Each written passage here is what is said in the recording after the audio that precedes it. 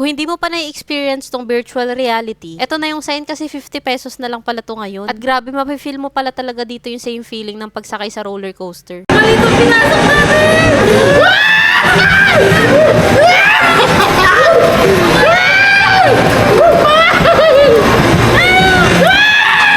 Dito nga lang pala to sa may Robinsons Metro East. Kung galing kayo sa LRT2, baba lang kayo dito sa Marikina Pasig Station. Pagpasok nyo dito, meron palang mga libreng laruan dito no para sa mga guest. Limited lang yung pwede nyo malaruan dito, kaya first come first serve. Tapos kukunin nyo sa counter yung mga bolang pwedeng gamitin dito. At tingnan nyo, may table tennis pa. Pero yung pinunta talaga namin dito, yung nasa level 3 ng Robinson. Nandito yung iba't ibang virtual reality nila. Sinadjust lang din sa amin to ng kaibigan ni Maynard, kaya ito tinry namin. Nandito sa may kabilang side yung mga tig 50 pesos lang. At ito yung una, 50 pesos per head, chill ride lang yan. Itong extreme naman, 100 dalawa na. So, bali 50 pesos per head din. At ito naman yung para sa kids na helicopter tsaka kotse. Marami pang ibang mga laruan dito kagaya ng bump car at iba't ibang arcade. Meron pa nga ding 5D cinema yun. Kaso sayang kasi pasara na yung Robinson nung nagpunta kami. Kaya hindi na namin na-try. Ito nga pala ibang presyo ng mga palaruan dito. Bago kayo pumunta dun sa mga games, magbabayad muna kayo dito sa may Jollyland. Bibigyan nila kayo dito ng card, tapos ito yung bibigay nyo sa staff. At ito nga yung una naming tinry, yung chill ride lang. Tapos papipiliin nila kayo dito kung ano yung gusto nyong i-play. Meron sila ditong nakakatakot, meron ding hindi. At dahil minsan lang naman to at mahilig sa zombie si Maynard, yung may zombie na yung pinili namin. Mga 2 minutes lang to, tapos yung scene nasa abandonadong ospital. Sa first time namin pag-try nitong virtual reality headset, na-amaze kami kasi parang napunta kami sa ibang dimensyon. Tapos ayan po, gumagalaw yung mga upuan namin. Halimbawa kasi dun sa eksena, itutulak ka pababa. Mafe-feel mo rin na pababa ka kasi yumuyo ko yung mga upuan. Para nga sa 50 pesos, na-enjoy namin tong ride na to. Kaya kung first time nyo lang din matatry ito yung masasuggest ko na unahin yung itry. Next naman pagkatapos, dito naman kami sa extreme. Kung kanina paupo-upo lang kami, dito hindi. Dito sa may extreme, 360 degrees kayong iikot. At ayan nga, makikita nyo ang daming kinakabit sa amin. Yung tagal nga pala nito hanggang 3 minutes, kaya kung hindi ka mahiluhin, hindi ka bagong kain at wala kang sakit sa puso, testing mo to kasi ang galing nito. Kung ano kasi naramdaman kong lula sa pagsakay ng Vikings pati roller coaster, naramdaman ko din dito. Kaya kung meron kayong makitang sumisigaw habang nakasakay dito, pagpasensyahan nyo na kasi talaga nakakalula.